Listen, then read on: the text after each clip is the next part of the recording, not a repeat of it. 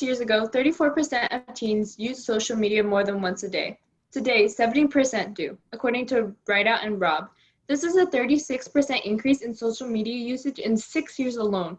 Whether or not this is a good or bad thing for the teenage population, it is the new reality of this modern age. Hi, I'm Gianna Santoni. I'm Emery Nina. I'm Aurora Rivera. I'm Barbara Bias.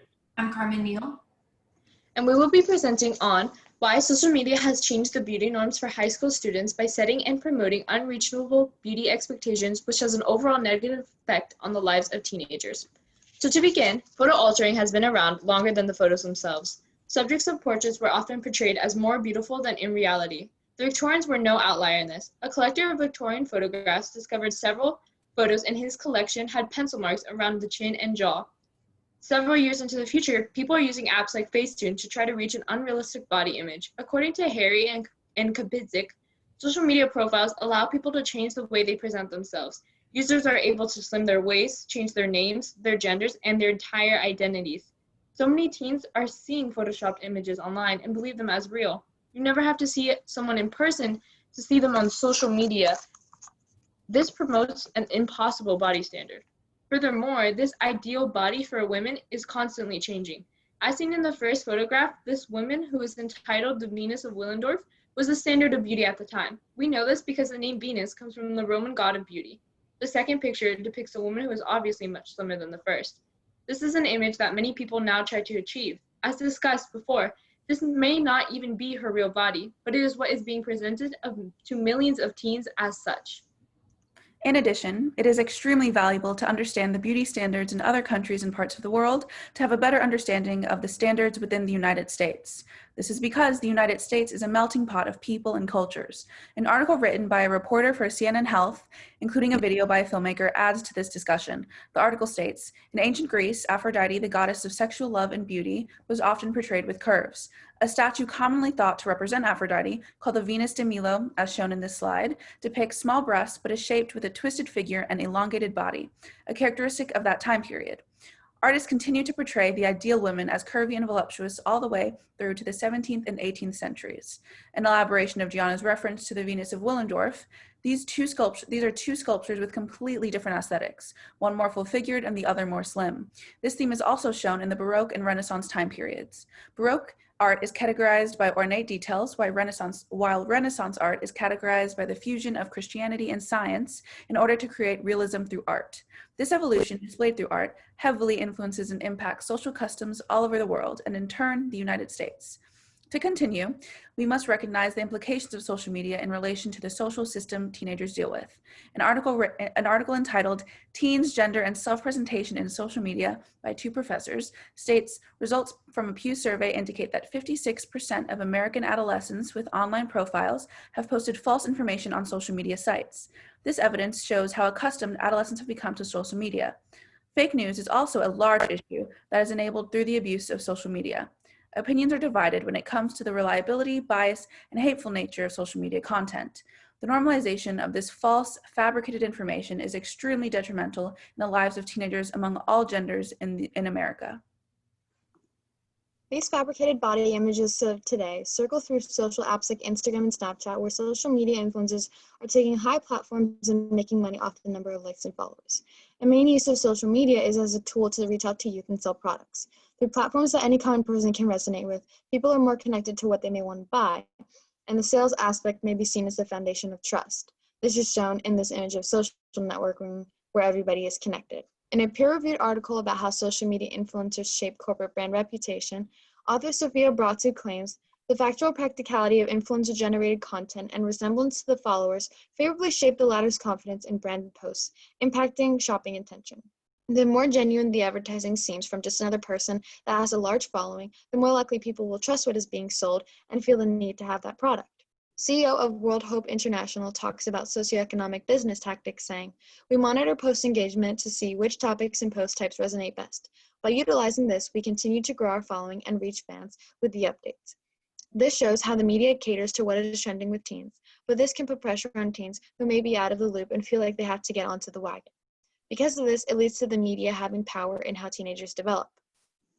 These type of posts create norms for what people look like, yet most people are displaying the best side of themselves to promote their work, like in this Instagram post.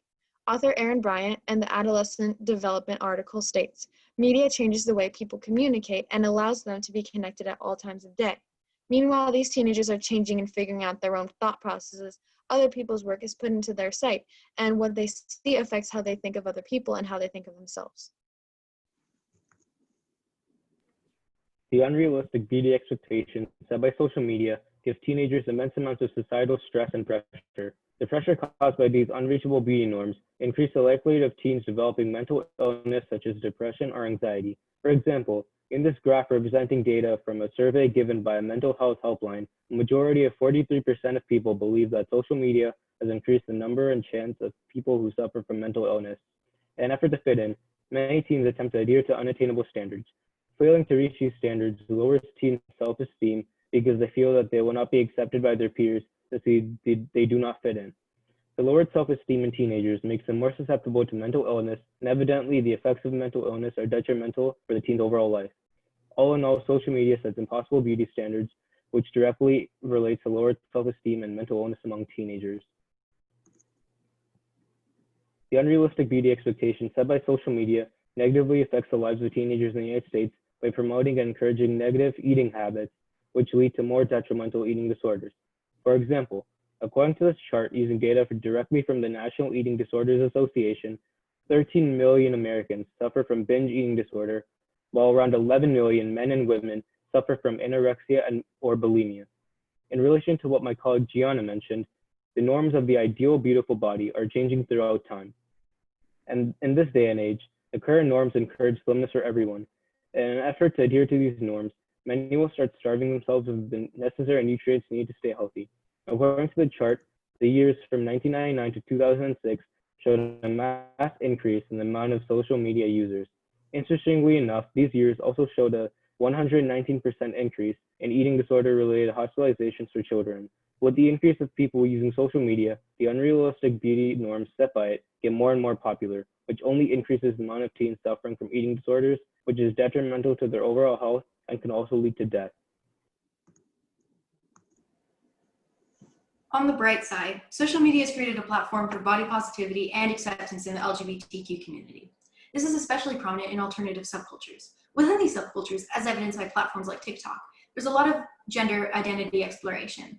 Many people are gender fluid, using multiple pronouns, or use neopronouns. It is common practice to place one's pronouns in their bio, and people who view their content are expected to check those pronouns before commenting. This is even for posts involving people that are clearly appearing feminine or masculine, indicating that in these subcultures, gender is not tied to appearance, and beauty can exist at any part of the gender spectrum. In the middle of this spectrum is androgyny, which might be the new standard for beauty in the near future.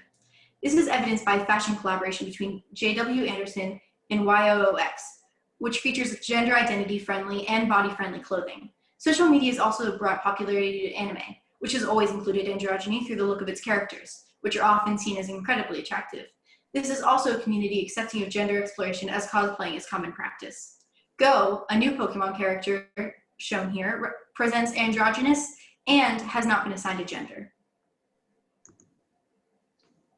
Punk ideology and fashion have always included alternative forms of gender expression, but they were still hypermasculine or hyperfeminine, leaving little room for androgyny.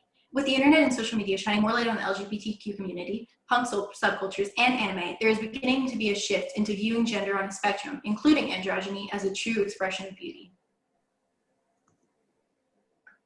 However, it is worth mentioning that the large majority of teenagers are not a part of any of these subcultures. This is why, although there are some positives, overall, social media is bad for the body image of teenagers. The negative outweigh the positives. If you are a parent and are concerned about your teenager's experience on social media and how it's affecting them, there is no easy answer. You must evaluate with your child how they're spending their time online and decide what is best for them together. Thank you.